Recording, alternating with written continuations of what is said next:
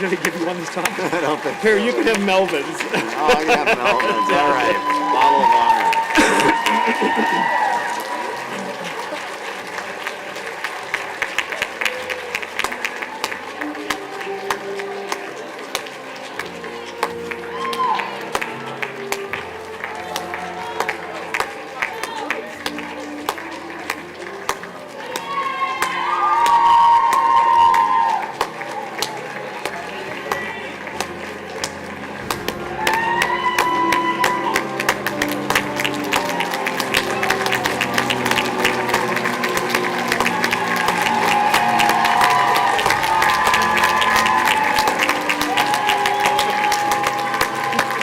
Okay, we already got a bottle of alcohol on there.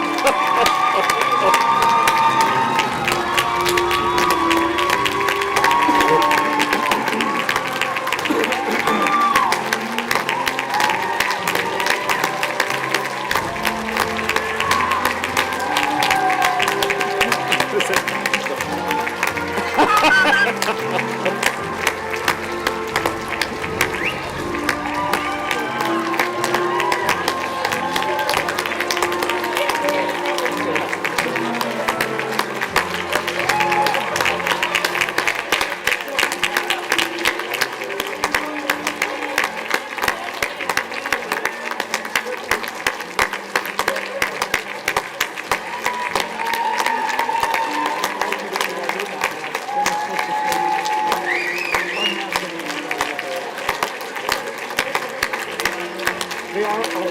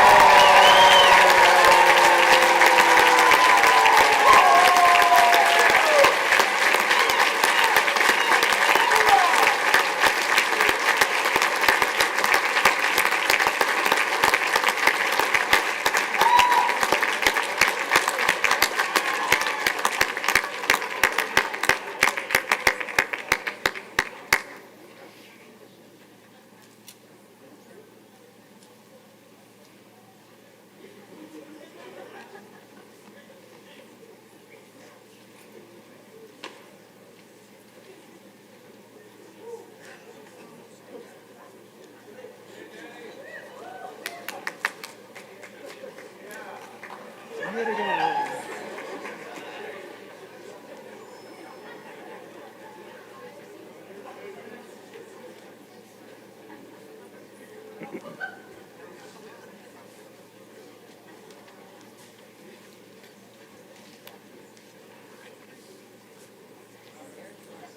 Definitely.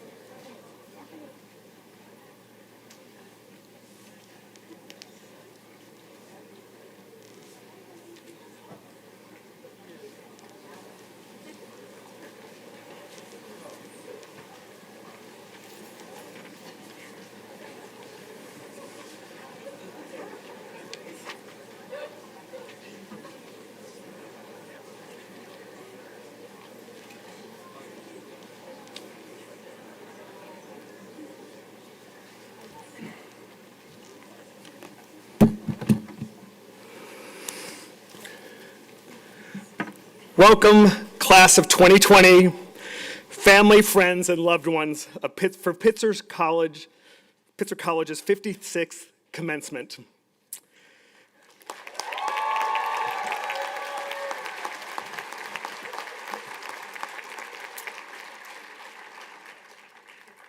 And to every member of the class of 2020, whether you are here in person or joining us virtually, welcome back to your Pitzer College home.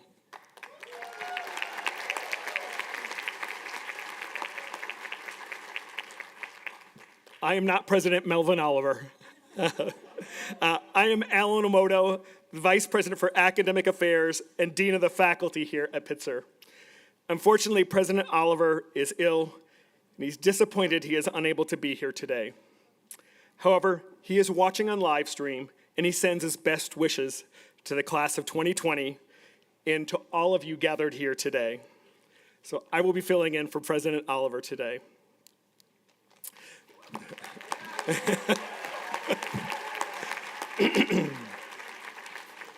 As you know, this commencement was delayed, but the joy and pride we feel have not been diluted.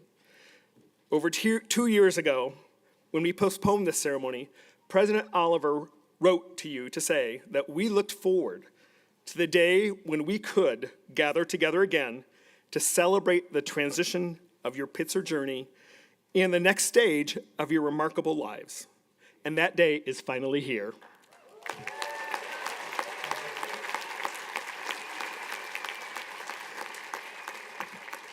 And I want to offer my heartfelt congratulations to you, the Pitzer class of 2020.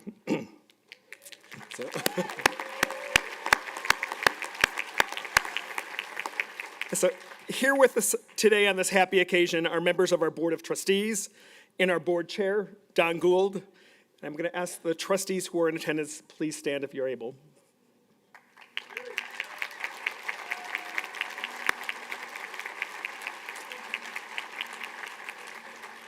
I'd also like to recognize the other members of Pitzer's senior leadership team, and they include Yvonne Baruman, Admission and Financial Aid, Jim Marchant, the Strategic Initiatives and Community Relations Vice President, Kim Shiner for Advancement and Communications, UJ Sophia, the Weinberg Family Dean of the Keck Science Department, Laura Trundle, Chief Operating Officer and Treasurer, and Sandy Vasquez from Student Affairs. So next, please join me in acknowledging our distinguished Pitzer College faculty. Without your talent for sharing your knowledge and your expertise, and without your passion and your compassion, Pitzer would not be Pitzer. So esteemed colleagues, faculty colleagues, please rise.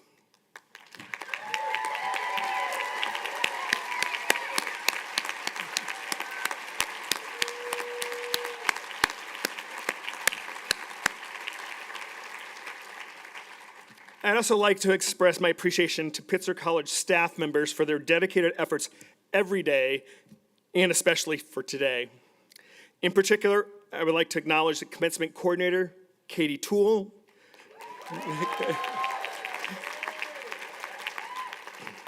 and our commencement committee. I also want to thank Mark Krabach, our groundskeeper. His groundskeepers, yeah, thank you, Mark, yes. His groundskeepers, the staff from facilities, maintenance, housekeeping, food services, and every other office on campus that work together to create this day.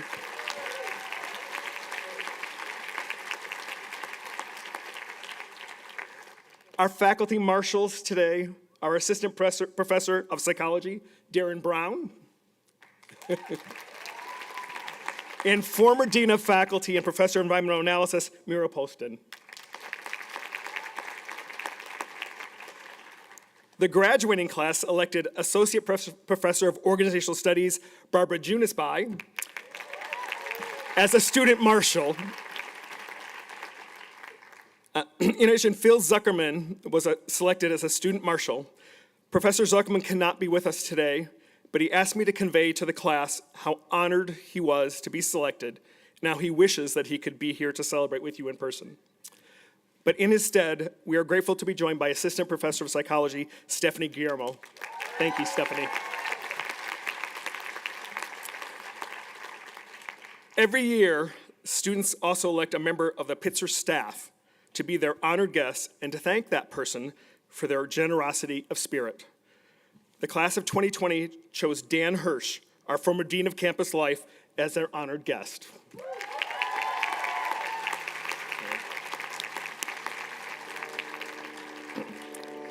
So before we go any further, I want to say to all the parents, grandparents, siblings, friends, and kin of every kind that today is also your day. Education is a chain reaction, and you are part of the spark that set this day in motion many years ago. I would also like to take a moment to remember those in our community and our families who are not with us today, including a beloved member of the class of 2020, Kevin Sasaki. Many of his classmates here today are wearing a black and white ribbon, which represents bipolar awareness in his memory. We hold Kevin and others we have lost in our thoughts and in our hearts. So today, what brings us together under this beautiful tent and watching from around the world is the class of 2020. Most of you arrived at Pitzer in 2016, coming to the college from 34 states and 10 different countries. When you graduated, you ranged in age from 20 to 65. And 14% of you were the first in your family to graduate from a four-year college.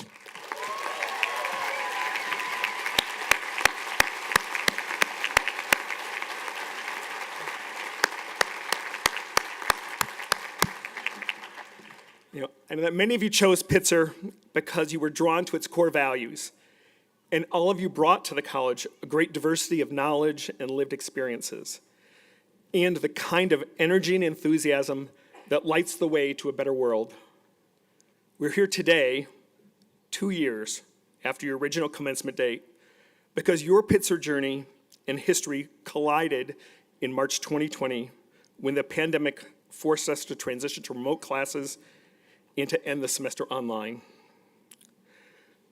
We and I thank each of you, and we thank each of you and your families for the character and kindness you showed and patience you showed and shared as we adapted almost overnight to a radically reshaped world.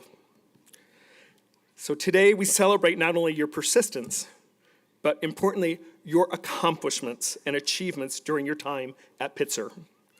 We also acknowledge that your college days did not come to a close the way that we had all envisioned. You left for spring break, and some of you haven't returned until today, while some of you have still not been able to come back, but may be watching this ceremony somewhere else. Yet, you are all part of the ethos and ecology of Pitzer. There's a mural on campus that says, "You are of this place, it is changing you." Pitzer has changed you, and you have changed Pitzer forever. You are part of the sandy soil of the Outback, the stonework at the Grove House, and the way we think about and do teaching and learning and living together here at Pitzer.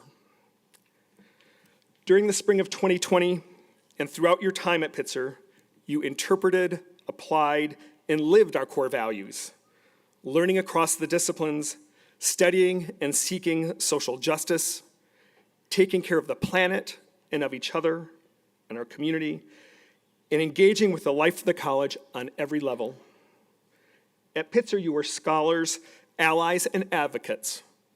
You led the Student Senate and student affinity groups and made Pitzer a better place for your classmates and for all of the students who are now following in your footsteps. You studied in the Arctic, provided humanitarian aid on the US-Mexico border, and co-authored a paper on a new approach to protein engineering. And as Sagen student athletes, you played on teams that have won 25 SCIAC regular season and tournament championships.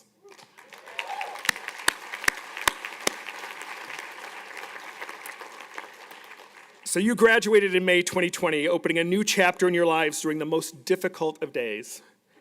That spring, in the midst of a global pandemic and an ongoing climate crisis, we reckoned also with racial violence that has plagued this country since its inception and continues to this day. Most of you then were 21, 22. You showed great strength when you asked for help, great kindness when you aided those in need, and great courage when you stepped into a future that none of us could foresee. Within 6 months of graduation, during a worldwide shutdown, approximately 86% of you were working or starting graduate school, which is remarkable.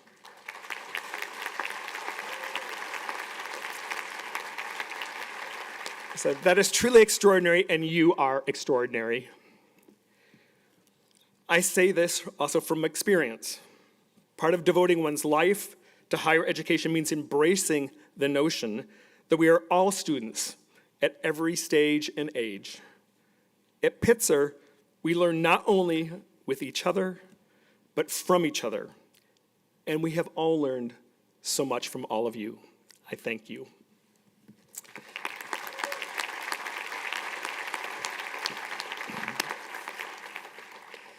So speaking of being grateful, I now have the great pleasure of introducing you your senior class speakers, Jan Patrice Regato and Amanda Martin Lawrence.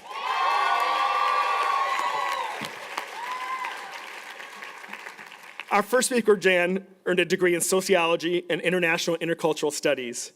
During her time at Pitzer, she studied abroad in Italy, and among her many roles on campus, she served as a first-generation student mentor, an admissions fellow, and a diversity intern. After college, she has worked in higher education and provided re-entry support for currently and formerly incarcerated people. Jan now lives in New York, where she works for Chief, a professional network for women, business leaders, and executives. Please join me in welcoming Jan to the stage.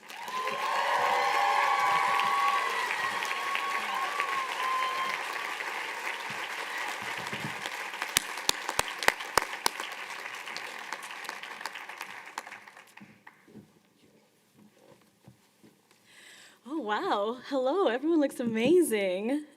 Hello, class of 2020. Hi.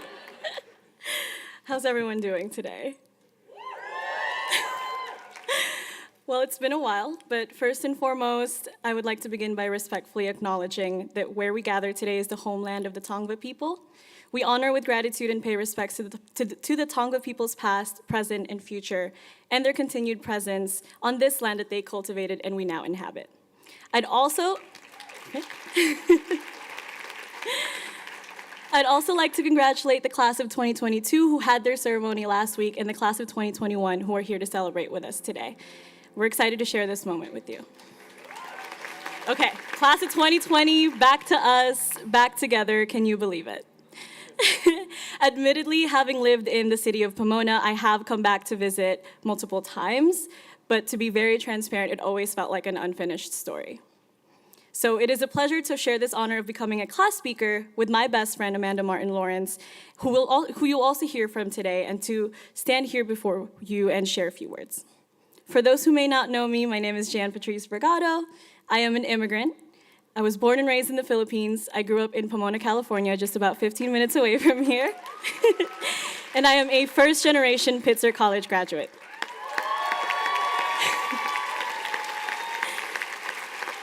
Thank you. I'm excited to share that a year ago, I decided to kickstart my career at an incredible mission-driven company called Chief. It is a private professional network and a company that is committed to changing the face of leadership and driving women to the top of businesses and keeping them there. Pitzer's passionate and dedicated community has been a crucial influence of leading me to be able to be proud of what I do and what I pursue. Pitzer's core values continuously inspires me to be intentional with my personal and professional growth. So throughout my time at Pitzer, I met the most driven, talented, inspiring people that I feel so fortunate to have had the privilege to learn with and from, many of whom are here today. So I'm really grateful for this chance for all of us to get together. I'm really thrilled to be here with you all. During the midst of the pandemic, I, like many of us, found it really challenging to find my place in the world.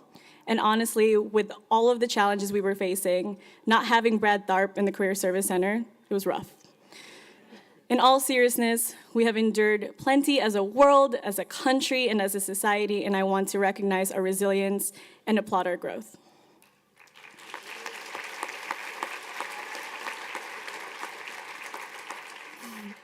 Until this day, I still have the TSL print that announced our sudden and saddened departures. It dated March 11th, 2020, and that day, everything changed. I vividly remember everything from seeing the ginormous trash bins that usually lets us know it was moving day, and getting on the yellow bus for our Inside Out class and heading to the California Rehabilitation Center, anxiously waiting for each of the 5 C's decision on whether school would be postponed due to COVID. Could this be our last day of college, and will I be saying goodbye for now to my friends and to everyone? Even with the looming fear and anxiety that this may be our last class together, we discussed the impact of Zora Neale Hurston, W.E.B. Du Bois, and in our society and how we see the world and how the world sees us. During the class, there were moments where I met my classmates' eyes. We shared sweet yet sad smiles, knowing deep down it may truly be our last together. At the end of class, we said our goodbyes, just in case. We tried to comfort each other with see you soons, almost trying to manifest a reality that was soon to be history. And sure enough, we soon found in our emails that what we feared most that day was confirmed. It was goodbye for now. Commencement ceremonies are usually a time to inspire and uplift graduates, to send us off to ignite change and pave our ways into the world. 2 years ago today, this would have been a moment for us to feel excited to see what happens, what life will be like when we don't live within a 5-mile radius of our friends, how we're going to live without the dining hall and try to recreate the Alfonso's omelets. So we'd express our gratitude for those we'd made an impact in our college experience and feel excited to apply that into the real world and what's to come after grad. But as you all may have noticed, we're a bit of a different situation. Rather than the traditional send-off, we're here as a homecoming. We're here for a weekend off from our 2-year trial run of adulting post-grad. And I share this because I genuinely believe that we are in such a unique position, almost as if we're in a time capsule that allows us to reflect and reminisce on the ways that we've evolved since we collectively pressed pause on our college experience. Although I will say this is definitely not something I felt strongly about as I helped my friends pack their belongings that had to be reduced into luggages and boxes, storing them away and not knowing when they'll be reunited with their things or with me. I watched them hop into the airport shuttles being whisked away by Dan Hirsch, Sandy Vasquez, Brad Tharp, and it really was goodbye for now. But despite the challenges, the pain, the losses, the deep discomfort we confronted in the last 2 years, individually and collectively, today we're able to see the hurt that we endured that softened our spirits to incite the strength. We can reflect on failures that encourage lessons learned, habits we unlearned, and overall the learnings that made us wiser, more compassionate, and kinder. Today, we get the chance to travel back in time, and I think that's so cool. So I stand here before you all today and encourage you to dig a little bit into the last 2 years. As we lived in the pandemic, what moments stood out to you most that felt so uncomfortable, so painful, that you were able to overcome and grow from it? What did you learn about yourself during those times we spent quarantined that inspired you to share your authentic self today? What about the moments that sparked so much joy, joy that felt nostalgic, weird, yet so familiar, almost like reuniting with your friends? And speaking of which, whether you've been able to see people in the last 2 years or seeing them today for the first time, how are you feeling? How lucky are we that we get to gather 2 years later and share reflections of how we felt then, laying on the mounds, celebrating our DIY graduation, getting that one last breakfast lighter from Crust, taking pictures, packing, crying, and laughing, despite those days filling our thoughts with the most uncertainty we've ever had to face. But now we're here, and it's 2022, and we not only get to celebrate our commencement, but also reunite to share our recent proudest moments beyond having graduated from Pitzer College. How proud are we of ourselves and of each other, because even in the midst of the most tumultuous times, we move forward and upward and evolve and achieved amazing things and are going to continue to do so. While I wish that many of our friends and fellow alumni are here today with us physically, I know that they're here with us in all realms. With that, I want to greet all of our classmates who are celebrating from all over the world, whether they are streaming this from home, viewing the recording, or watching over from beyond life. Congratulations, class of 2020, on not only graduating, but kicking ass as Pitzer graduates in the real world.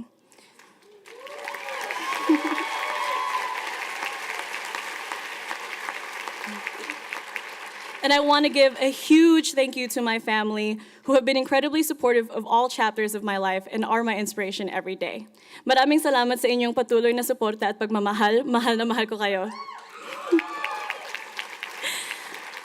Thank you to Pitzer College's staff, faculty, and professors for the love and care you poured into molding our growth, and whose lessons we carry with us every day.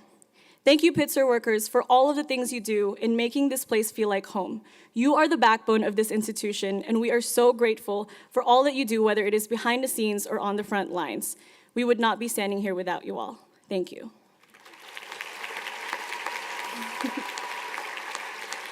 And thank you to the Commencement Committee for helping us close this chapter of our lives, for providing us resources and pulling all the stops to make sure that all of us, or as many of us, can make it here, and that those who are not able to be with us receive pieces of Pitzer to celebrate with us.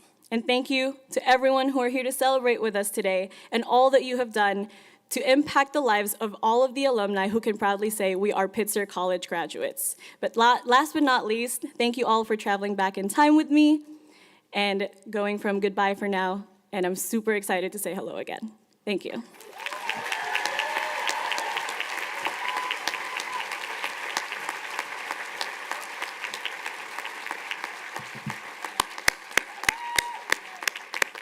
Thank you, Jan. Next, we'll hear from Amanda. She earned a degree in sociology with a minor in legal studies. Amanda was deeply involved in many aspects of campus life at Pitzer, including serving as a resident assistant, as a student senator, and as co-president of the Black Student Union during her first year at the college. As a senior, she wrote a thesis titled, "College is Not for the Weak-Hearted," an analysis of the Black student experience at Pitzer College. Her paper and policy recommendations continue to be shared and referenced across campus. Today, she works at MDRC, a social policy research firm in New York. Please join me in welcoming Amanda to the stage.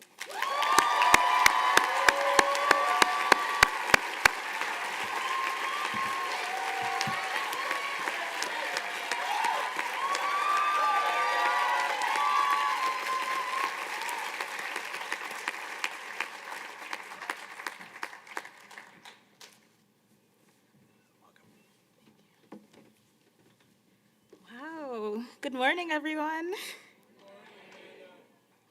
Man. Whew. It is a bit nerve-wracking to be up here, but happy to be sharing space with you all. It's hard to believe that time passes so fast. 2 years ago, we graduated from college in the middle of a pandemic. I'm so thankful to my family for making my living room graduation memorable and special in so many ways. It has been a wild 2 years with so many things happening in the world, but I am thankful to be here with you all today. Even though we left Pitzer 2 years ago, I am always reflecting on my time here and the lessons I learned. My time at Pitzer was very transformative, and I am forever grateful for the relationships I fostered here and the opportunities I had as a student. My time at Pitzer started on a rocky note. For the first time in my life, I was hundreds of miles away from my family and in an environment where I felt like an outsider. I was a young, Black, first-generation college student who was trying to figure it out. I was building the plane as it was flying. At times, I felt like I made a mistake, that I traveled across the country to attend a school that was not meant for me. I often felt like I did not belong on campus and struggled to have a sense of belonging. Looking back, I am able to acknowledge that I went through hard times, but I am thankful that I did not give up on myself or my experience here. My time at Pitzer helped me to learn the lesson that you have to be comfortable with being uncomfortable, because that is where the most change happens. As a student, I was supported and encouraged to engage in difficult conversations that helped me to shape my current beliefs. It was in those spaces that my voice grew. My senior year, my voice grew so loud that I got the chance to write my senior thesis in partnership with the Office of Student Affairs on the experience of Black students at Pitzer.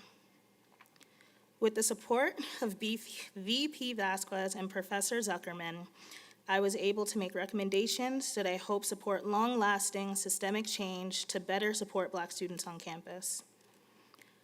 While I was able to talk about some of the negative parts of my experience, I would also like to share some of the amazing experiences that I had here. The community that exists at Pitzer is something that I still have a hard time explaining to people when they ask me about my college experience. It is hard to explain to people that you went to a small school in California filled with young activists, dedicated professors, and staff who often spoke about social change and wanted to see the world change in similar ways as you, while also caring for you and supporting you like family. I am forever grateful for the friends that I met here. They have truly turned into family. They have truly turned into family, and the support I have received from them has been invaluable. So thank you all so much for that.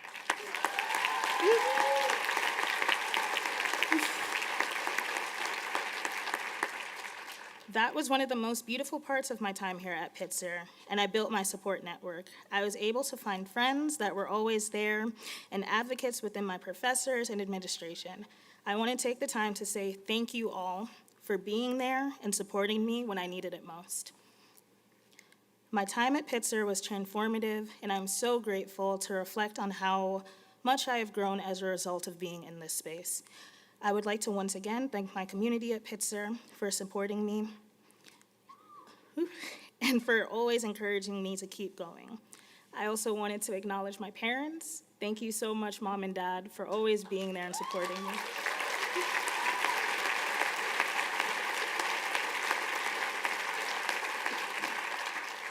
Lastly, I would like to thank the class of 2020 for all the beautiful memories we have shared and continue to build.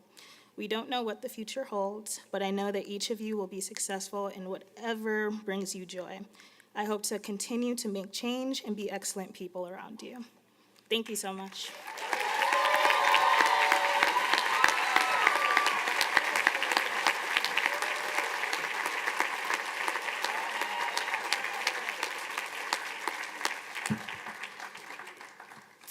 Thank you, Amanda.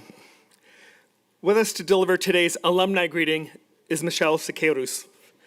Michelle was president of Pitzer's Alumni Board in 2020 and is a current member of Pitzer's Board of Trustees.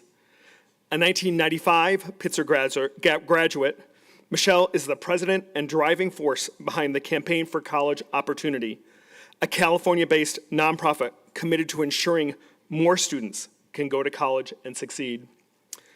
The policy and budget reforms she has successfully championed have made it possible for thousands of students to graduate from college. For her work on behalf of access, and equity, Michelle received Pitzer's Distinguished Alumni Award in 2018. Please join me in welcoming Michelle Siqueiros to the stage.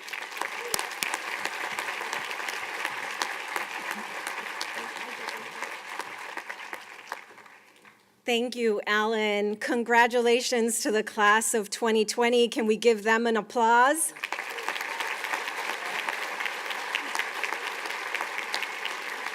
So as you can tell from my bio, these ceremonies are the most special in my life. I work to ensure that more students that look like each and every one of you get the chance to wear that cap and gown and receive that degree. And it's a true honor as a first-generation student, someone who grew up in Echo Park in a one-bedroom home, the daughter of a hardworking immigrant. As the first in my family to go to college, I know what your degree means today. So congratulations.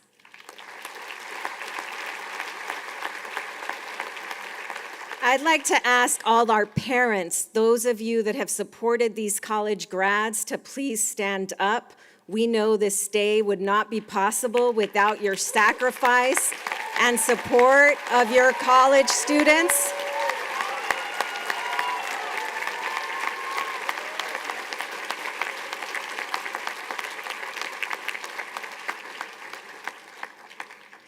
I'd like to ask the faculty and the staff, all of the staff, because I know that when I showed up to Pitzer College almost 25 years ago, I came from Echo Park, which is only 30 miles away, and felt like I had arrived in outer space.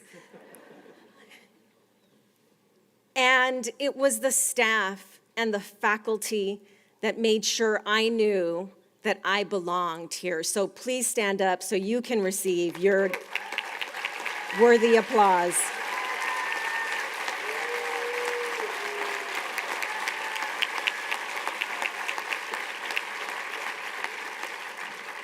I am honored as the past president of the Pitzer College Alumni Association to be here to give you the official welcome to the Pitzer alumni.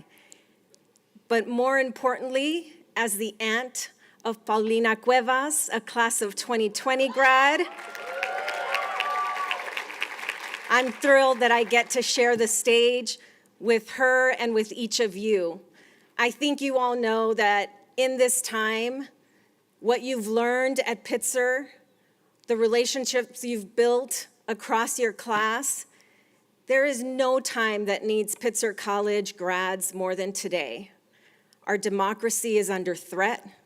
A woman's right to choose when and if she bears children is under threat. Attacks on our LGBTQ and trans community are happening in front of our eyes. And I want to just say that in no other time can we make sure that every single one of us stand up against the anti-Blackness that continues to happen in our nation. And in honor of all of those who were shot down in Buffalo, simply for the color of their skin, let's all dedicate ourselves to ensure that we are going to take this education and do something that matters and fight for the kind of democracy and America that looks like all of us, that lifts all of us up. So congratulations, welcome to this ceremony.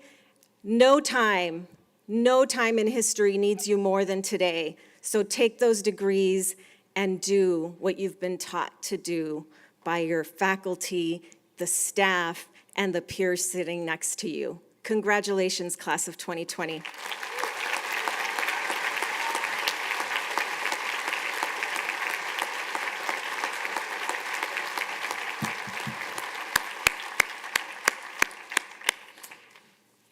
Thank you, Michelle. Now it is my honor to introduce today's commencement speaker, Sikivu Hutchinson. Sikivu Hutchinson is an award-winning writer, activist, educator, and director. She's the author of multiple books, including Humanists in the Hood, Unapologetically Black, feminist, and heretical. And Moral Combat, Black Atheists, Gender Politics, and the Values Wars, which was the first book on atheism to be published by an African-American woman.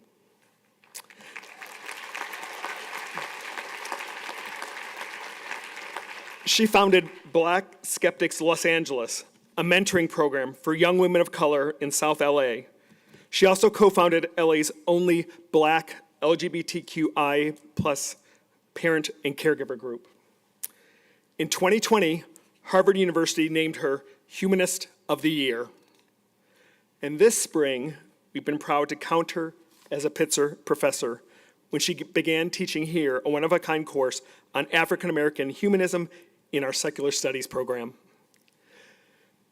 Pitzer community, please join me in welcoming the class of 2020 commencement speaker, Sikivu Hutchinson.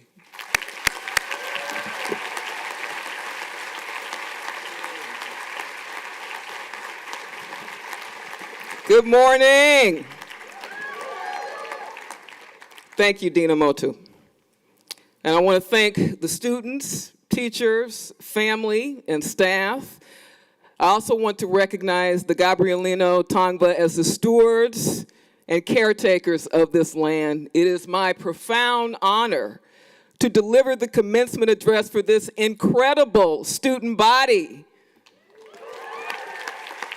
One that I might add overcame tremendous adversity, uncertainty, and trauma to make it here today to be the primo badasses that you are. I salute you, badasses. The class of 2020 was the first to stare out into the abyss of mass death and destruction while braving anti-vax, anti-science, lies, and propaganda that contributed to more suffering. You were the first since 1918 to have your hopes and dreams shut down, deferred by a global pandemic that has claimed the lives of millions, further destroyed what little wealth remained in communities of color, and further expose the gross disparities of American racial capitalism. Everyone here has lost someone during the pandemic or has known loss through a family member, a friend, a coworker, or a fellow student. This past weekend, African American community members in Buffalo and AAPI community members a stone's throw away in the OC were murdered in vicious terrorist attacks of anti-Black and anti-Taiwanese violence. We take a moment of silence to acknowledge them and all the lost lives in this pandemic season, to say their names, to remember, to cherish, but also to reckon with the poetry of the invisible. Our struggle to come to voice and find our voice hinges on these small, everyday memorials that are often beyond language. The Black lesbian, mother, warrior, poet Audre Lorde once said in her 1978 poem, Litany for Survival, that for those of us who live at the shoreline, standing upon the constant edges of decision, crucial and alone, for those of us who cannot indulge the passing dreams of choice, who love in doorways, coming and going, in the hours between dawns, looking inward and outward, at once before and after, seeking a now that can breed futures. And when the sun rises, we are afraid it might not remain. When the sun sets, we are afraid it might not rise in the morning. When we are loved, we are afraid love will vanish. When we are alone, we are afraid love will never return. And when we speak, we are afraid our words will not be heard nor welcomed. But when we are silent, we are still afraid. So it is better to speak, remembering we were never meant to survive.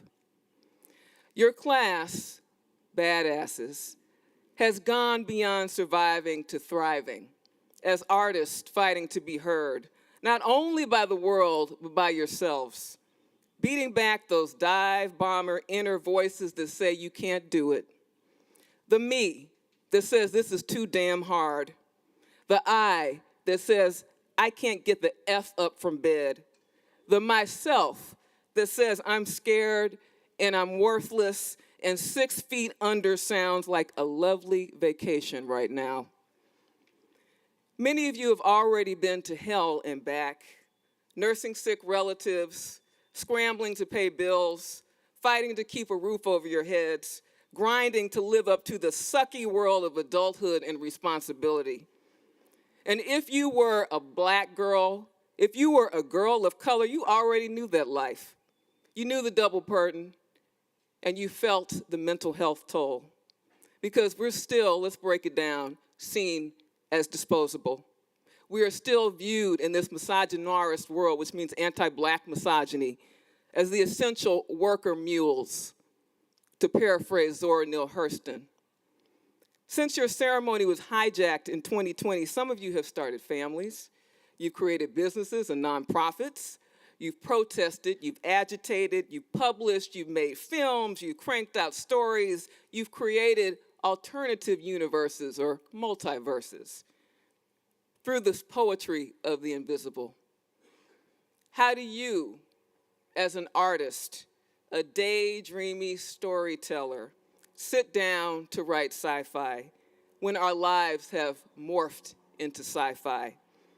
How do you envision and build worlds that go beyond the dystopic? How do you listen to all the terrified, scattered selves that you have ever been? The first grader who was molested by boys being boys. The sixth grader who directed a play centered around the Twilight Zone. The black girl in a sea of white boys who was accused wrongfully of plagiarism by their English professor.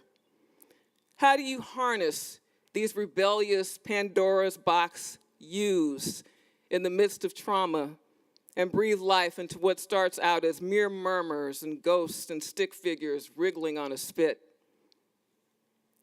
As a kid in the early 80s, I had a subscription to the X-Men. How many of you collected hard copy comic books and had alter egos? Shout out to my people. Maybe it's a Gen X thing. I like to think I was the only little black girl at that time on planet Earth and among the exoplanets who had an original copy of X-Men's 1981 Days of Future Past delivered by a flesh and blood letter carrier every month. Days of Future Past was about mutants being criminalized and thrown into internment camps. And back then it was the cool epic for kid comic book collectors. Now it is a timely metaphor for the criminalization that Black, BIPOC, queer, disabled, and undocumented folks face 24/7. Back then I was that nerd, that awkward black girl with a funny name, that weird girl who had no voice in an era when the #MeToo movement was nowhere to provide a language for sexual violence survivors. I was that girl who was always afraid to speak because I'd be labeled stupid, ugly, mouthy, bitchy, too black, too white acting, but who nonetheless found this cosmic groove in the imaginary, who wanted to bust out of her body and control the weather like Storm. 1986, y'all. Teleport like Nightcrawler, my boy, or read minds like Professor X. The extended winter of the pandemic had many of us longing to do these things, to be what I'll say, mad intergalactic, saving the universe through telepathy and time travel, or going off to chill in Wakanda or Asgard, demigods and not the flawed mere mortals that we are. But graduates, now that you have that all-important piece of paper, now that you are badasses at the shoreline on the constant edge of decision, what will you do to help another human being, a young person, follow and be righteous in their truth and on their path? How will you mentor, teach, and uplift? Take time, and more time to nurture, to listen to that little weird, scared you from elementary school that still jangles inside your head while giving back to your community. When I started UCLA in 1986, my first and last days as a freshman were marred by violence. I was assaulted in public by my then boyfriend in Santa Monica as people watched. The second incident occurred in my dorm room right after finals. And like many survivors, I went through the cycle of self-blame, shame, and silence. I tried to shrink myself. I avoided forming lasting friendships at school. And I was on the brink of being kicked out twice. And looking back, I realized that most of my college years can be seen through the lens of violence, even though I had the critical support and care of my loving parents. Writing fiction and plays became safe space and solace, even amidst the tons of rejections, and I do mean tons, I received that often made me feel like even more of a failure. Writing was a space that I could control, that I could set my own wayward ship to sail and give a big fat middle finger to the world. Whatever our journeys are, we all stand on the shoulders of the invisible. We are all literally alive and able to speak because of the women who did not make it, because of the warriors who did not plan to be, because of the outlaws who broke the day with raw fists, and the unsung history makers and caregivers who made a way out of no way, going to shit jobs on mass transit, hungry in the graveyard howl of night, and constantly inventing themselves. These in-the-margins artists of all disciplines who were never given the license to write, to draw, to paint by so-called polite white society. The pandemic of everyday violence was ripped open last year with the convergence of the virus and the global movement for Black lives. For many of us, 2020 is walled off by the Everest of before and after, before Trump's Orwellian lies and fascist double down, before anti-Blackness reached a fever pitch with the terrorist police and vigilante murders of Breonna Taylor and George Floyd and Ahmaud Arbery and Tatiana Jefferson and so many more, before lockdowns and social distancing became the new normal, and before remote learning and catastrophic mental health and social emotional losses for children of color flushed the myth of American exceptionalism down the toilet yet again. On March 12th, 2020, when I was prepping for the Women's Leadership Project's first LGBTQI Youth of Color Institute for middle and high school kids, I started getting these emails from the LAUSD about field trip cancellations. Surreal messages with the whiff of sci-fi flooded my inbox. At the last minute, we shifted the event from a beautiful nature preserve on the top of a hill to King Drew Medical Magnet High School in South LA. And shout out to King Drew.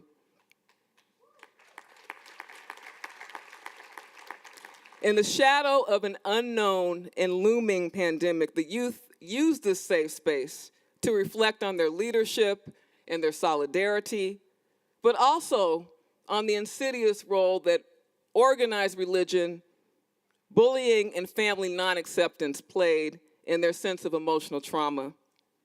In some instances, gender and sexuality alliances, or GSAs, and other affinity groups have become their chosen family. Chosen family never victim blame, shame, or gaslight you with pressure to protect and co-sign abusive family. Chosen family don't say, well, all you need is prayer, or all you need is to get good with God. Chosen family enfolds you with unconditional love.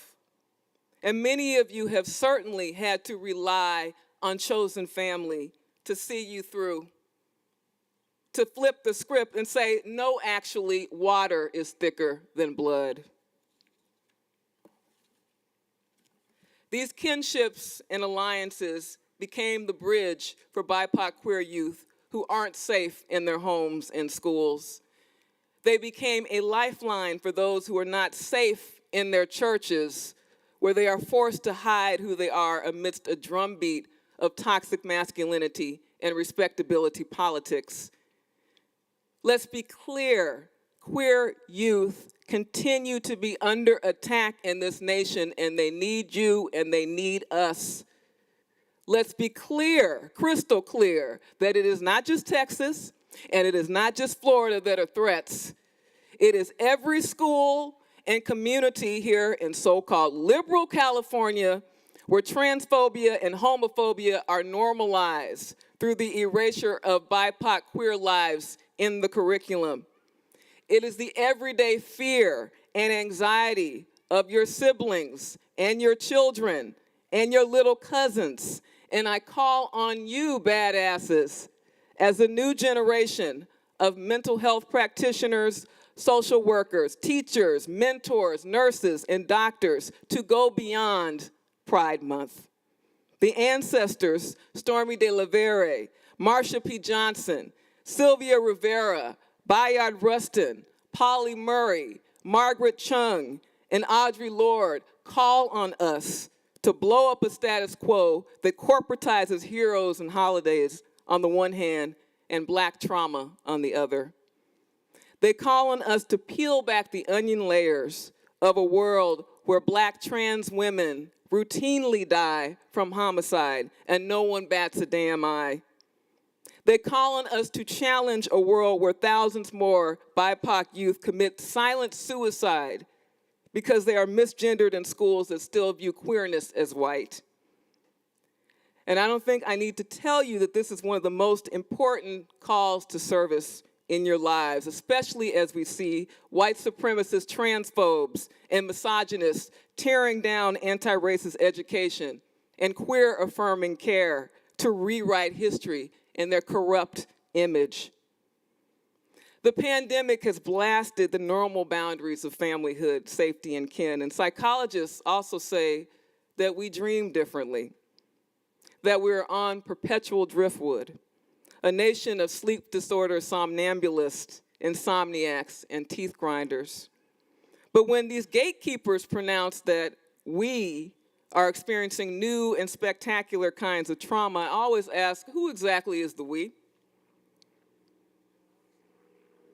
Is the we folks who never knew trauma before the pandemic? Is the we folks who can rely on the comfort and certainty of warm beds and regular meals and clean drinking water and rent or mortgage that are paid on time every month? Is the we those who can rely on not having to worry about being policed, incarcerated, or mowed down by racist terrorists? Long before wellness and mental health became pandemic buzzwords and phrases, people of color have had to learn how to deal with the psychological toll of racism, sexism, and white supremacy, and asking the basic question, how do we give Black, brown, indigenous, and Asian children the tools to survive and then thrive in America KKK, especially in the midst of a bankrupt American dream that is only alive and cracking for the 1%, those fortunate son oligarch parasites who can man luxury missions to the moon on the backs of full-time, non-unionized Amazon workers, dining at food banks and living in shelters. Over the past weeks, we have been traumatized by the gross abuses of power displayed by theocrats. We are being held hostage by 5 Supreme Court Christian fascists who are a pitchfork away from hacking up Roe. This would be an act of political, economic, and religious warfare on our bodies and communities. And many of you have been out there on the front lines demanding that this country not roll back the gains women, trans, and non-binary folks have made. This has been your and our inheritance. the unseen courage of all the women of color and poor white women and queer folks pre-Roe who died, who were maimed, who were illegally sterilized, who were denied birth control and forced into motherhood. They made it possible for many of us to be here today, and we owe them a debt of gratitude for their sacrifice. It's been heartening to see elders come forward to speak out on the destruction they experienced during the coat hanger and back alley era.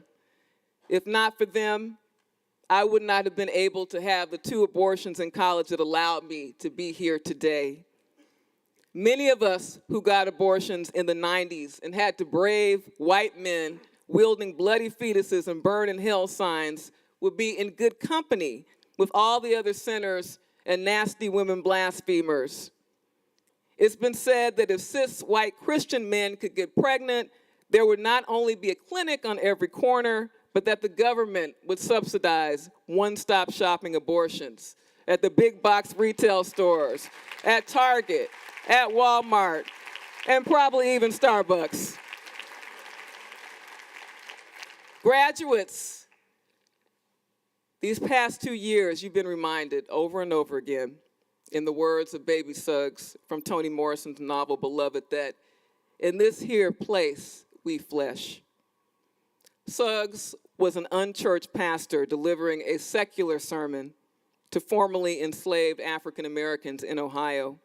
And she said, "We flesh that weeps, laughs, flesh that dances on bare feet in grass, love it hard, because yonder they do not love your flesh, they despise it. They do not love your neck unnoosed and straight. So love your neck and put a hand on it, grace it, stroke it, and hold it up." For Black folks who were only granted birthright citizenship under the 14th Amendment, loving your flesh hard was and is a dangerous and a revolutionary notion. It is no accident that bodily autonomy, individual rights, and the right to privacy enshrined under the 14th are in the gravest jeopardy at this historical moment. And so the question is, how will y'all shut that shit down? How will you shut it down? The ancestors are looking to you, and don't make me come back here as a saber-toothed gnat to hound you. Kidding, I'm an atheist. I don't believe in the woo-woo.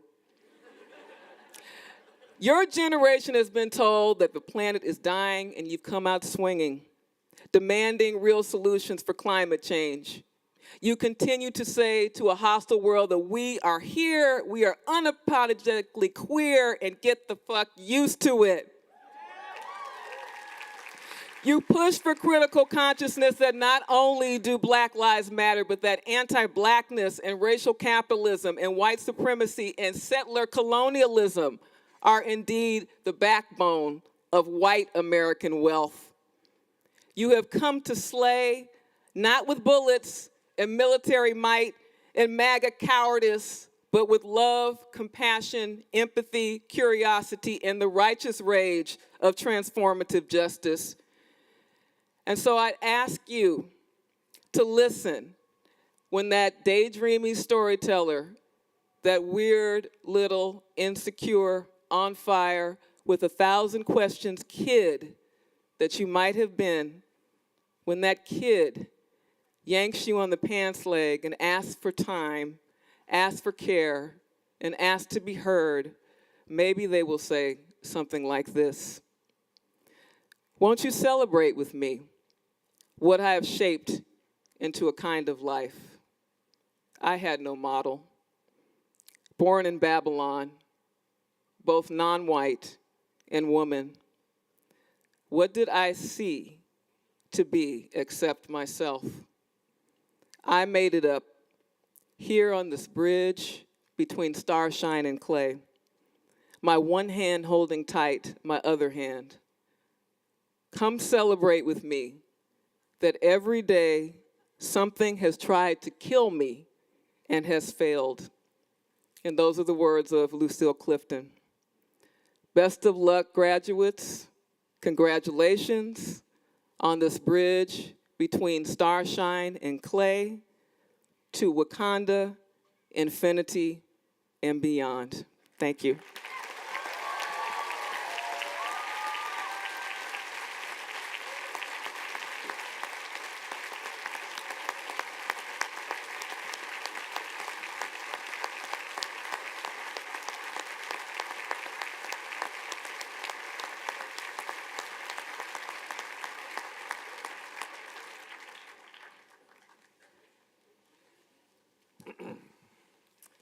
Thank you, Sakibu, for those powerful words.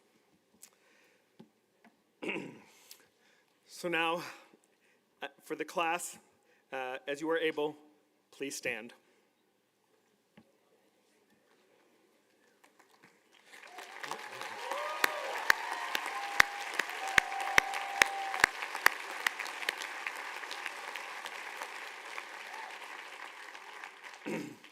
Most of you received your degrees 2 years ago. But today, I'm delighted, truly delighted, to finally say the official words to you. By virtue of the authority vested in me by the President and the Board of Trustees, I confer upon you the degree Bachelor of Arts.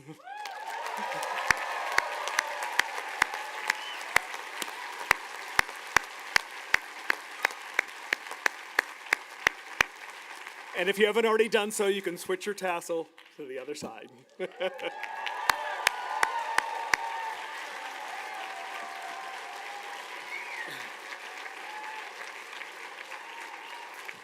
Okay, please be seated. I will now read the names of all of the graduates, those here and those who are not able to be with us today. The ones who are here today will be recognized on the stage.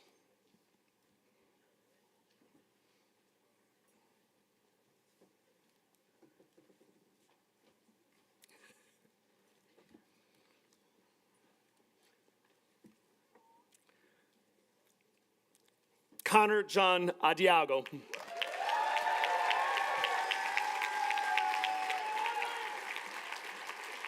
Nusha Ali Abadi.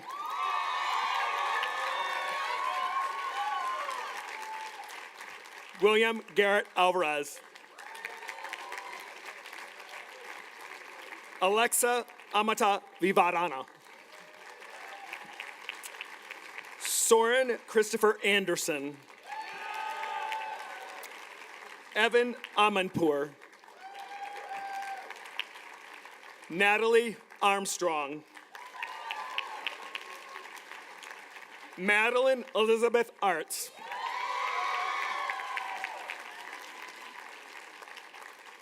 Abraham Kwijo Ajay Osei Katana Asante.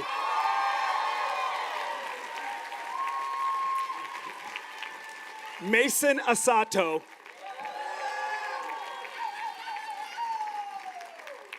Jonathan Michael Hackman Asun. Eleanor Aspergen Grin. Jay Auden. Olivia Maya Aviera. Nicholas Evan Ayala Ofant.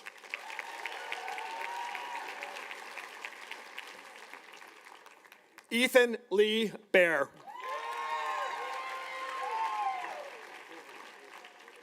Jonas Bonta.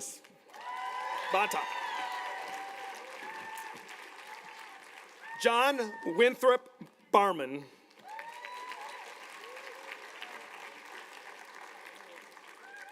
Jacqueline Berrigan de la Torre. Andrew Tyler Barrett.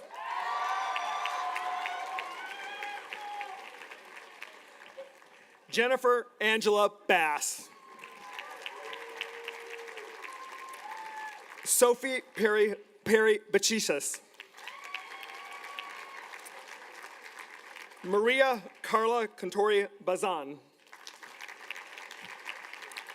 Ariel Georgia Ben-Hur. Isa Bernardo.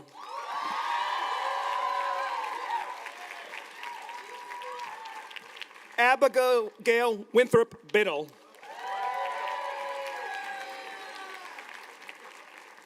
Kai Benjamin Nelson Biddle.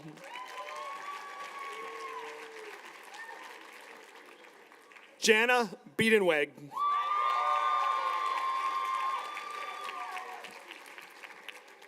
Matthias Biraben.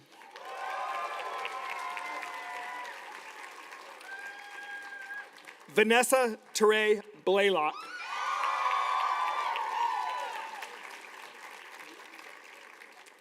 Gina Bompiede.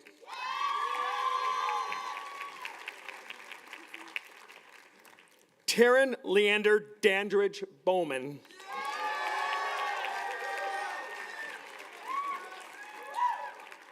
Jack Boyle.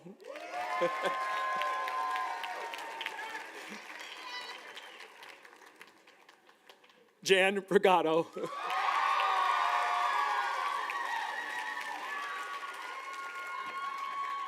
Benjamin Bronstein. Matthew Brunstad.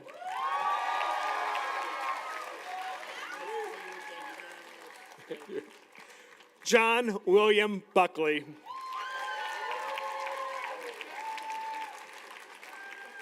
Haley Francis Berger.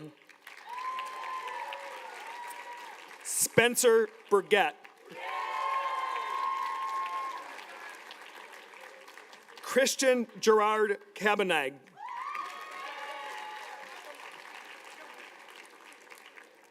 Olivia Campion.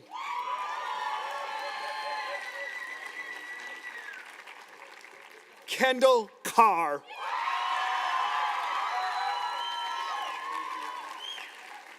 Jack Sherman Kerrigan.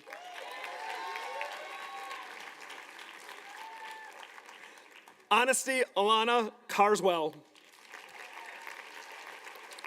Priyanka Charda. Connor McCarthy Chapman. Jocelyn Iwa Chen. George Khan Chisam Majit. Matthew Cumin Choi.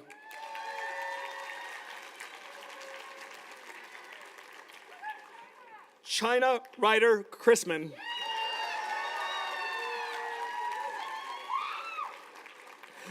Sydney Clark.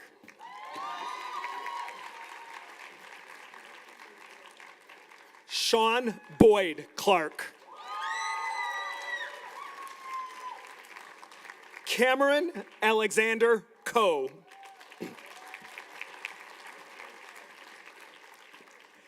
Julie Sarnoff Cohen.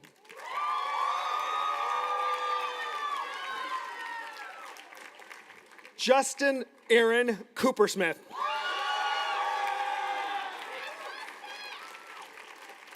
Ileana Cowan. Elena Cox. James Coulter Cross.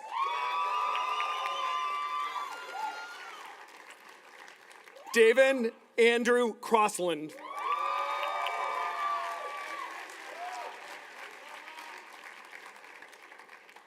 Paulina Cuevas.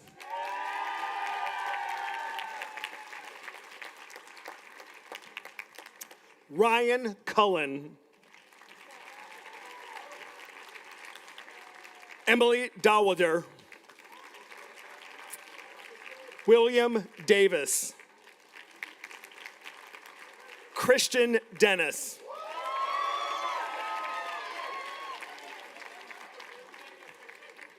Isabel Downs LeGuin.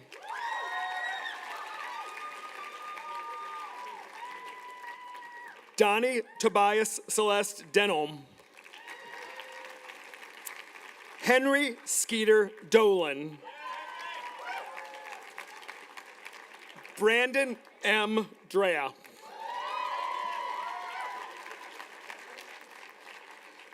William D'Antonio Dry.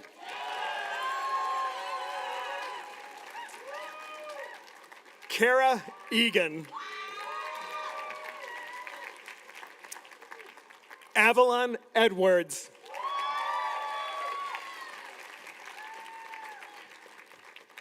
Micah Elon.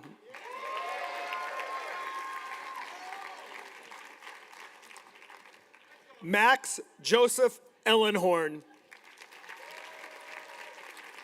Nicholas Endicott.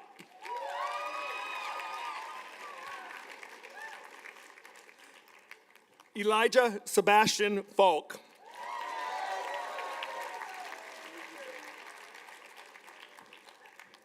Serena Faruqi.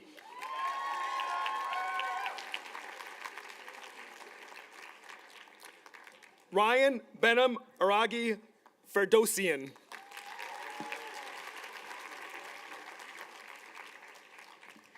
Barrett Reed Fisher. Jessica Grace Folsom. Sharon Yan Fong.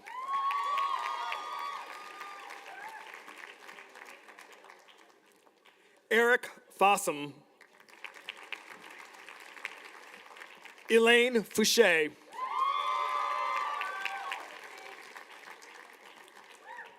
Louisa Mead Frankenberg. Anna Violet Freitas. Clara Lilia Fugit.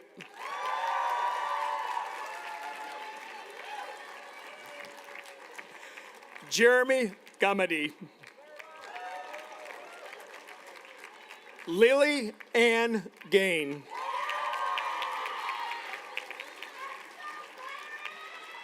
Carmen Gaworth.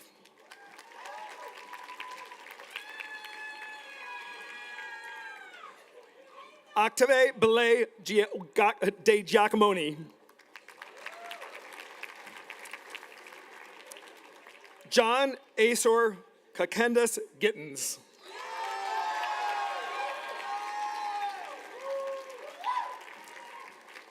Eli Glancy. Samuel Lloyd Gorsey Biblowitz. Naisha Gordon. Michael Aaron Springer Gould. Dedrick Khalil Grant. Raynon Green.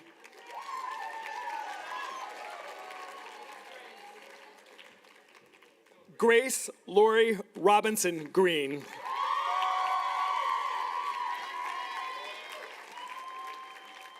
Benjamin Hayfitz. Daniel Hackman. Zachary Halsey.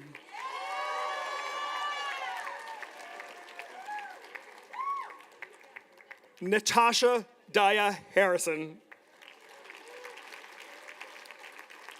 Emma Cameron Harvey. Chloe Hayes.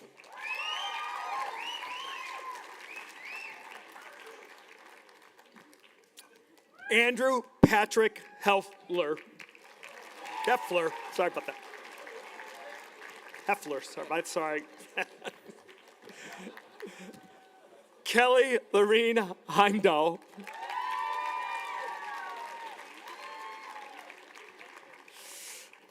Jamie Sophia Helberg.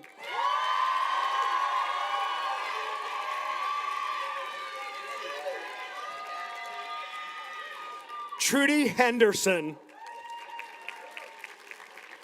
Zoe Hernandez. Leah Eloise Ann Higgins.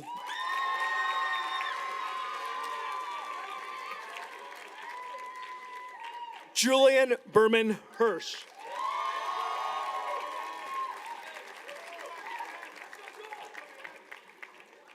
Quinn, her son.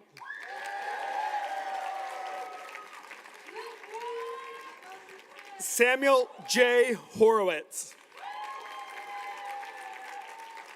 Mallory Sue.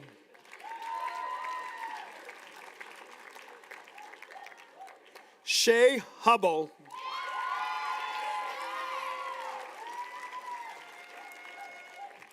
Sophia Ray Hunt.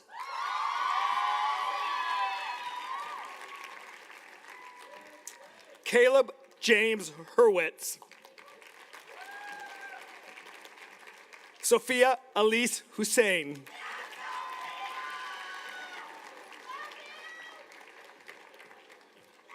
Clint McCullough Isom.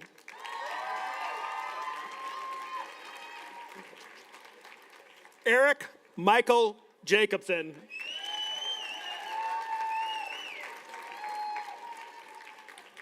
Harsha Jayakrishnan.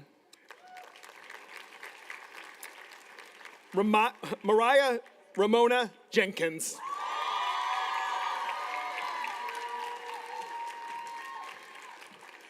Jeremy T. Jess.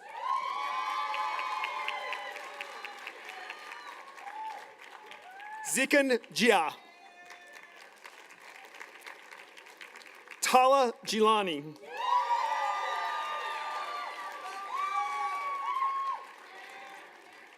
Zachary Jones. Carolyn Marie Tyson Joseph.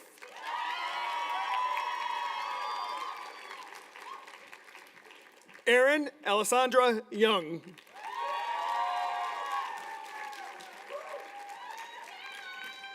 August Khan. Ava Kashuk.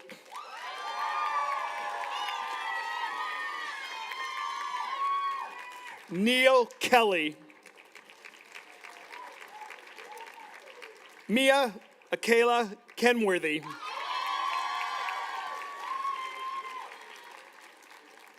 Nadine Yusuf Khalidi.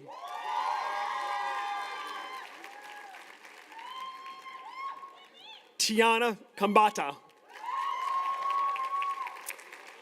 Jay Kim. Miranda Bryn Klink.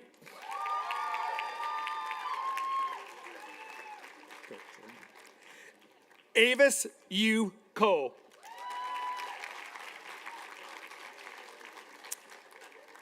May Su Ko.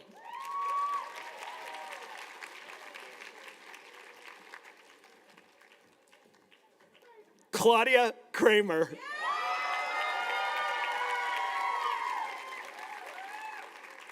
And Isaiah B. Kramer.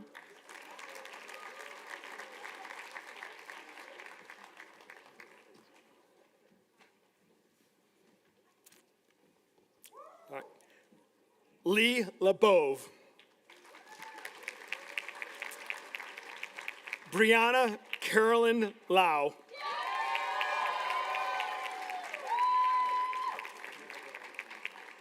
Hannah Michelle Lawrence.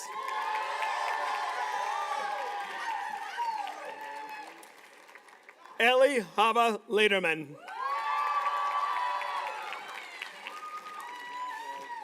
Sarah Leslie. Jack G. Levere. Emma M. Levine.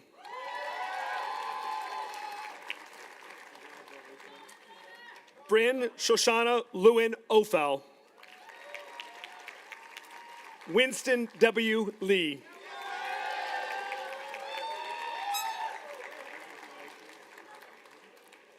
Ejan Lee.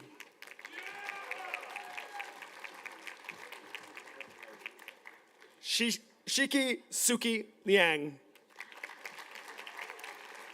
Jia Xing Liao. Francelia Italiana Livonos Berrigan.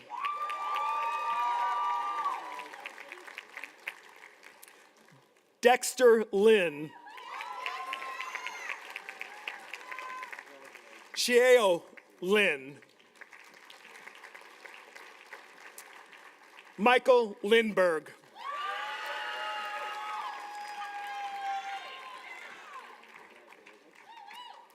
Siyuen Kitty Liu.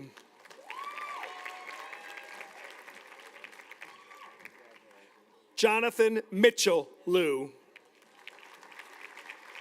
Rebecca Liu. Molly Lockwood.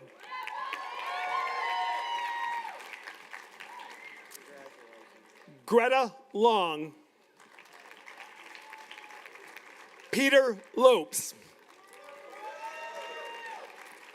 Alexandra Lopez. Kaezung Lee. Alexandra Elizabeth Ludlow. Sonia Luna. Rob Julian McDonald.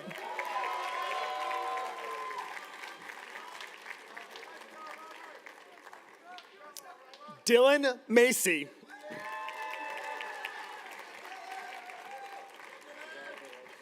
Madeline Maybach. Talia Maria Anela Mancini. Riley Mangan. Isabella Manson.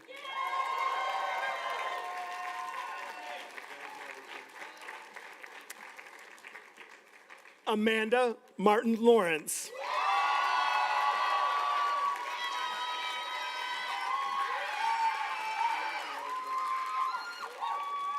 Tamara Dorothy Mehta.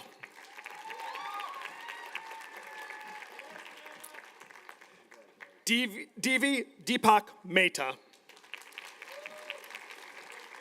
Laurel Melton.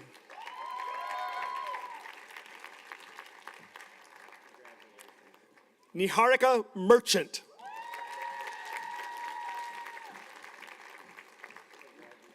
Max Myers.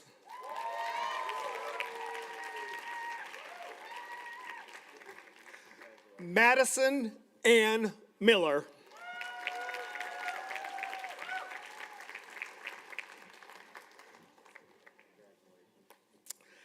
Cyrus Demetrius Moasesi.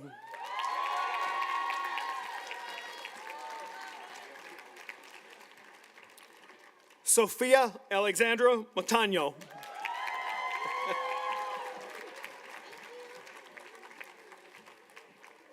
Stephanie Montiel.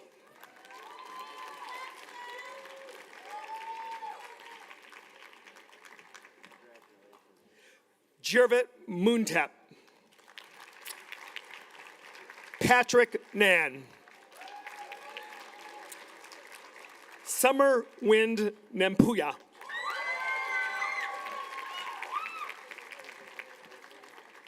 Hassan Ibn Salman Nasir. Thomas Negrito. Emily Michelle Ng.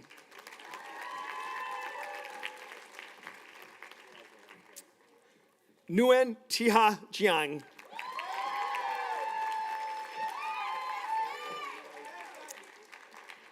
Socorro Berrigan Nivas.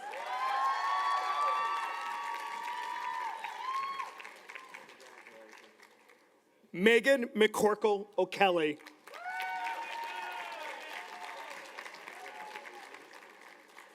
Tess Elizabeth Olcott.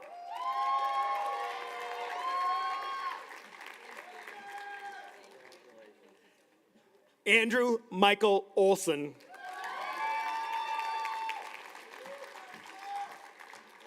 Sonia K. Olson.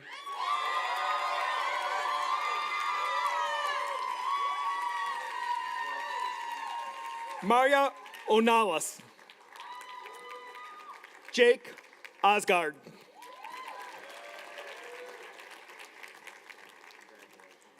Roshni Vipul Patel. Heather L. Paxton.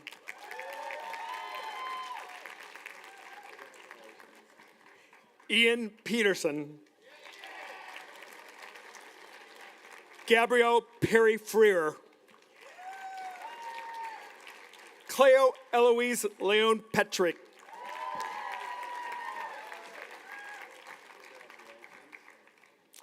Grace M. Pete.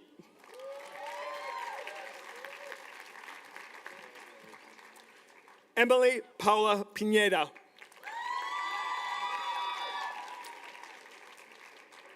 Sean Poirier. Ario Potorial.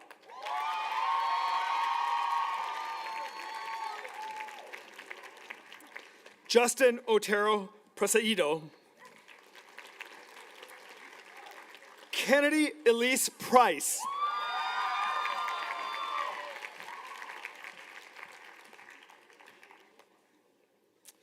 Miguel Robert Zari Pulido. Maria A. Ramirez.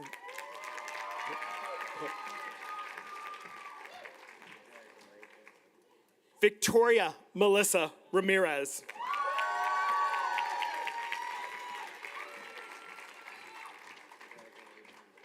Alondra Marie Reynoso.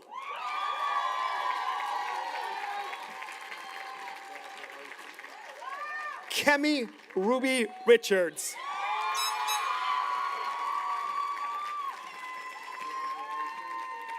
Patricia Richardson. Jacqueline Michelle Rowland.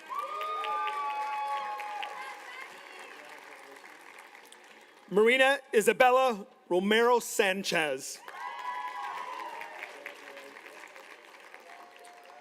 Matthew Thomas Rooney.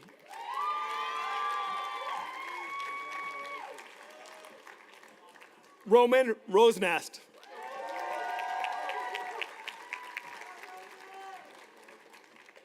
Miles R.D. Royce.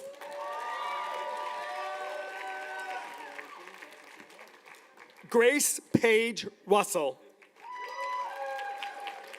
Micah Victor Cohen Salas. Rajveer Sando. Kevin Michael Sasaki.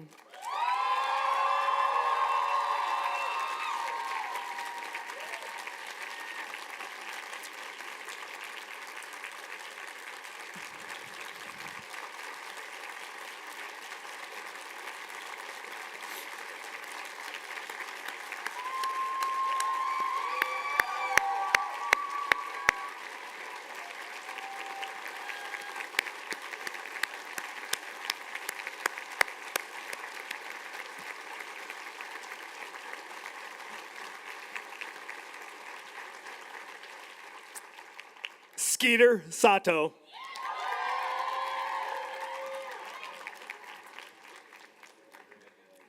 Donna Shao Sauerhaft. Justin K. Schatz.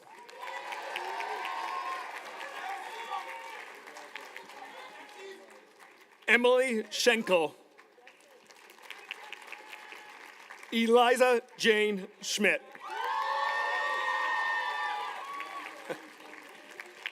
Megan Schmiesing. Brendan Schultz. Nicole Mona Selassie. Emily Jane Sender. Samantha Duffy Sherman. Dylan Swansea Siegel.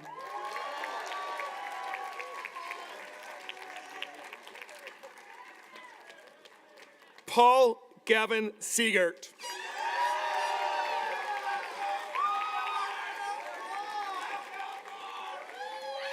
Sophia Marie Selene. Kieran Silva.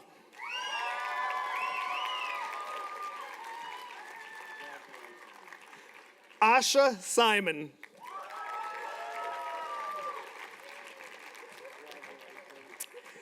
Avery Faye Simon.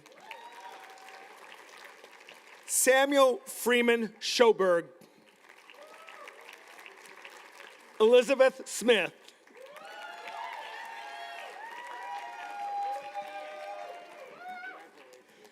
Randy Smith.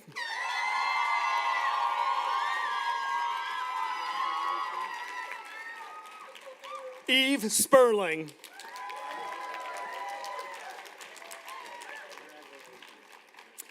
Max Sperling.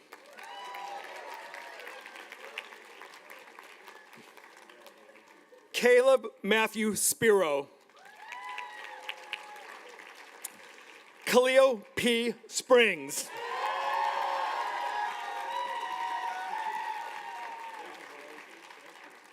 Eliza Joe Stein.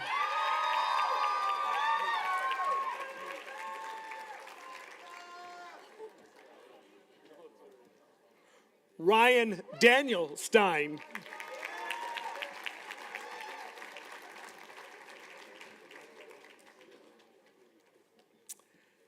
Lillian E. Sterenberg.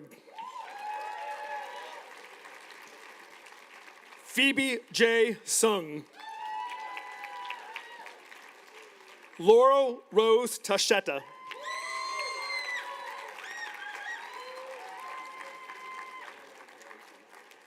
Deja Taylor.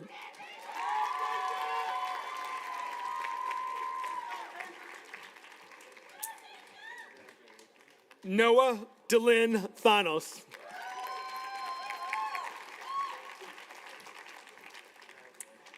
Bailey Cynthia Tebow.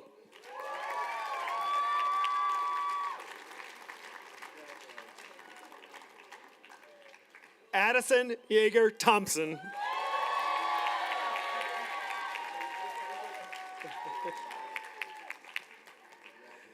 Catherine Mariah Toon. Ingrid Laurel Top Johnson.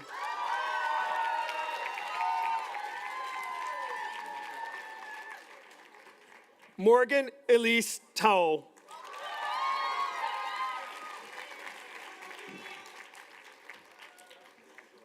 Jeffrey Tran.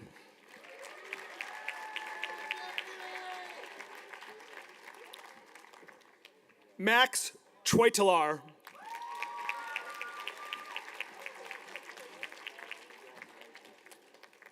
Sophie Minta True.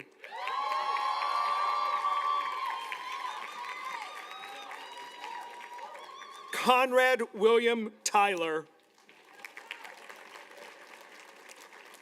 Alex Erdahl.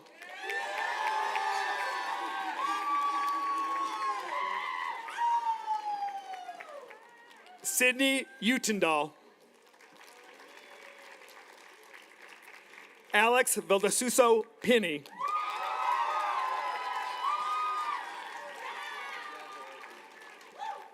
Johan Vaswani.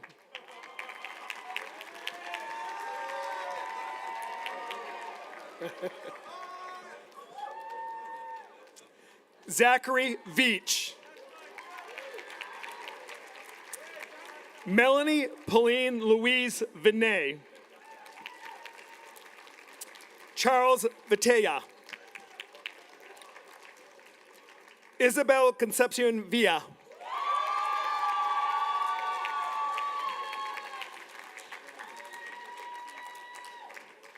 Matthew Michael Van Almen.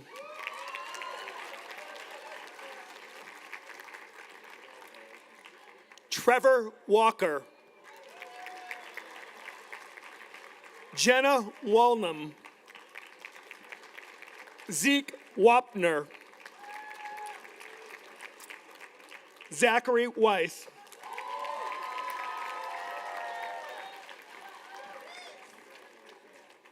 Madeline Broersma Weiss. Jared M. Weissman. Sean DeJaneiro Whitaker.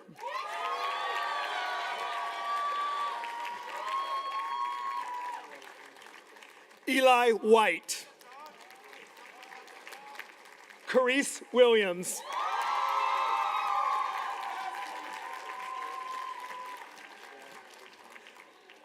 Natalie Wilson.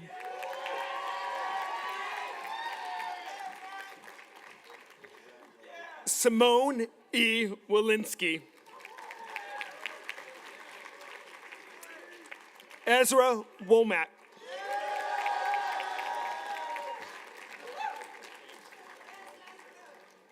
Peyton Noel Woodbrone. Xia Zhao. Jia Xing.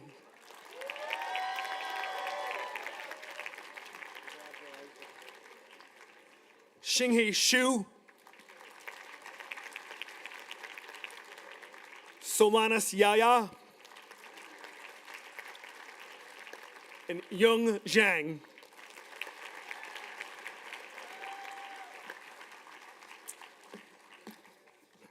Congratulations to all of you.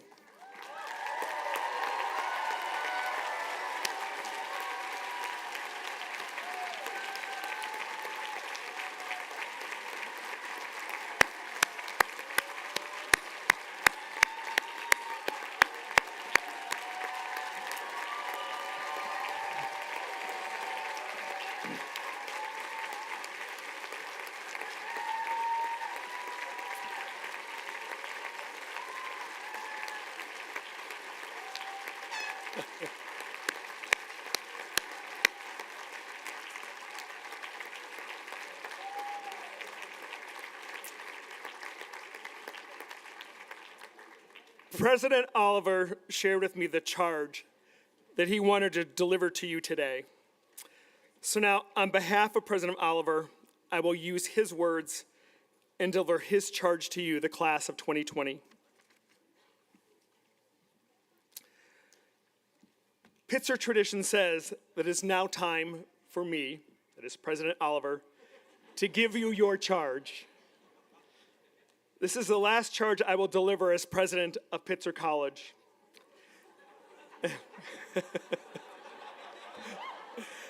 And as I thought about what words I want to leave you with, I thought about the lessons we have learned together on this campus and in our time apart over these last 2 years. I realized I wanted to echo the charge I gave to last year's graduating seniors. We have all been forced to reevaluate what is truly important in our lives. And I personally came to the simple conclusion that is what is most important to me was my love for family, friends, and all those important in my life. When I say love, I mean it the way James Baldwin defined it when he said, I use the word love, not merely in the personal sense, but as a state of being or a state of grace, not in the infantile American sense of being made happy, but in universal sense of quest and daring and growth. So class of 2020, I want to challenge you not to forget that love is life's most important gift. We can only be the best we can be in our journey, in our quest, with the energy, warmth, and grace we receive from the love of others. We can only give our best to others when we love them unconditionally, but not uncritically, when we support them so that they can pursue their dreams and grow. It is one of the great honors of my life to have witnessed how you have done that for your loved ones, classmates, and community. As Pitzer graduates, I charge you to continue making the world a better place. You are making it a better place with your knowledge, your talent, your passion, and the kind of love that brings light to darkness, that buries hate, that transforms enemies into friends, and that gives grace to those who struggle. Today and into the future, we will need love more than ever. So my friends, I present to you the Pitzer class of 2020.